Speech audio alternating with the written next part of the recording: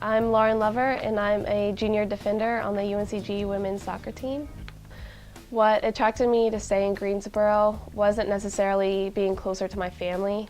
It was, I was really familiar with the program here. I'd gone to a couple camps here before I was recruited, and I was really familiar with the UNCG women's soccer team. And the biggest thing that attracted me to join this program versus any other program in the U.S. was just the family atmosphere of the team.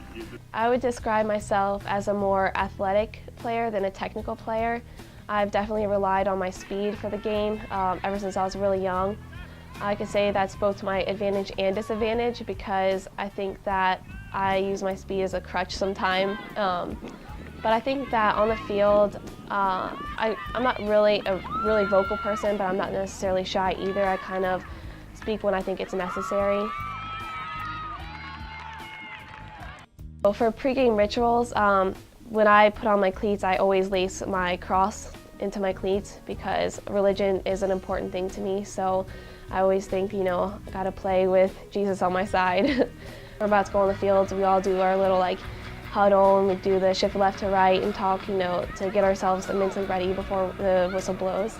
If I weren't playing soccer, I'm sure my teammates would think this is hilarious, but I think I'd want to be a ballerina.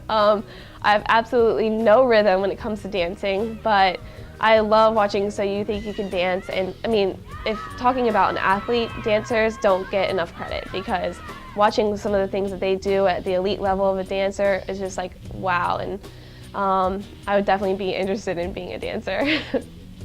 The first piece of advice that I always go back to is from my mom. She always talks about, you know, treating other people better than they probably should be treated sometimes because not everyone's going to treat you the way you think you should be.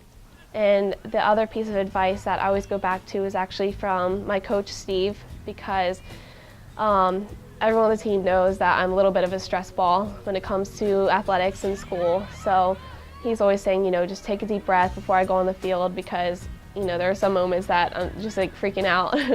And he's always just saying, you know, just take it one thing at a time and don't try to overwhelm yourself when it comes to putting school and soccer all together.